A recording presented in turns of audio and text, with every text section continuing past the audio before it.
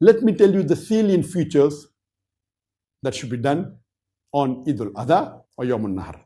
Number one, that have a bath early in the morning.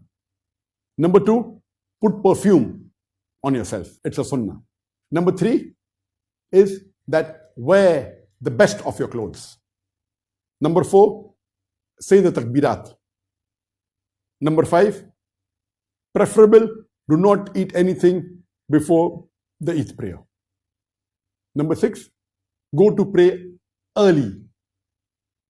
Number seven, that it is recommended that all the women, including the children, including the menstruating women, should go for the Eid Salah, even if they don't have to offer Salah or they don't have to go to the Musalla. And when you come back from Eid prayer, see to it that you take another route, not the same route in which you went for the Eid Salah. And preferable to pray Eid Salah in a Musalla, in an open ground, which is called as Eidgah.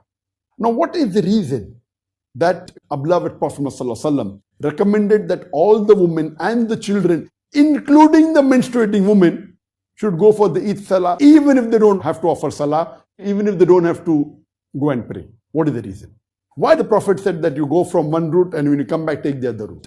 Why did he say that pray in a large place, Eidgah? For all this, we come to know that the reason is so that it boosts the morale of the Muslims. Normally, we Muslims offer 5 times Salah in congregation in the mosque. Once a week in Jummah, we have a bigger congregation. We pray in the Jummah mosque. The congregation is multiple times bigger than what congregation we have during the 5 times Salah. And twice in the year, during the Eidain, the Eid al-Fitr and Eid al-Adha, the Prophet recommended that you pray in an open ground known as the Eidgah.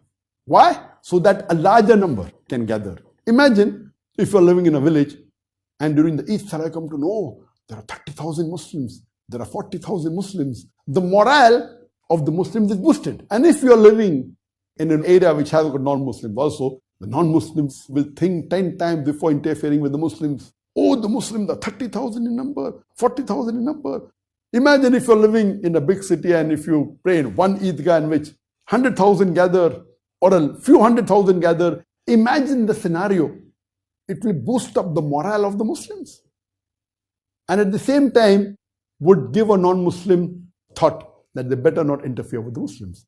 This is the psychology for which, what is the reason that the beloved Prophet ﷺ even told the women and the children to go, even the women if they're menstruating. Pray in Eidgah. When you go through one way, come through the other way, not the same way. Why? So that the other people in the other locality of that village, of that town, or that city know, the Muslims are going in large numbers. If you go through route A, come back through route B. So that the people of route A also come to know, the people of route B also come to know that Muslims are in large number. The next important point, when you come back, if you have the means, you sacrifice an animal. If Allah has given you the means. Later on, you go and meet your family friends. It's the day of celebration. And when you meet, the greeting is, Taqabbal Allahu minna wa minkum. May Allah subhanahu wa ta'ala accept the good deeds from us and from you. Normally, in India, Pakistan, they say Eid Mubarak or other words. The sunnah is to wish Taqabbal Allahu minna wa minkum. Oh Allah, accept the good deeds from us and from you. You can say Eid Mubarak. It is mubah. But the right thing is as the Sahabas wished each other. And the day of Eid, this should be a day of celebration. Be happy, be cheerful.